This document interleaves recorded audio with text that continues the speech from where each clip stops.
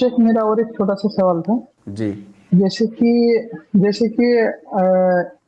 हमारा अहले हदीस में जैसे कि तरावी की नमाज 8 रकात की होती है, तो दूसरे मसाइल के जो रहते हैं वो जो है ना 20 रकात की रहती है। जैसे वो इमाम के साथ अगर हम 8 रकात पढ़ने के बाद तो वहाँ से अलग हो सकते हैं, इतर नमाज अलग पढ़ सकते हैं। हाँ, वहाँ से आप 8 रकात पढ़ के या तो अलग हो जाएं, और अगर आप वित्र पढ़ना चाहते हैं तो उनके साथ फिर जो है 9वीं और 10वीं रकात पढ़िए और 11वीं रकात पढ़ के फिर आप अलग हो जाइए। मतलब 3 रकात वित्र पढ़ के फिर अलग हो जाइए, और आखिर की जो आपकी 3 रकात हो उसमें वित्र की नियत कीजिए, उसमें शफा की नियत ना कीजिए।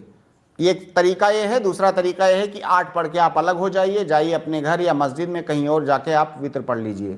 समझ में आई बात शेख भाई? अगर उस हाँ शेख अगर मान के चलिए उस मस्जिद के अंदर एक इमाम इमामती कर रहे, नमाज पढ़ा रहे, उस मस्जिद में अगर हम अलग से अगर इतर पढ़ेंगे तो क्या हो जाएगा? हाँ, बिल्कुल हो जाएगा, क्योंकि वो लोग जो है सुन्नत की मुखालफत कर रहे हैं 20 रकात पढ़ के, इसलिए उस मुखालफत में आप साथ नहीं देंगे।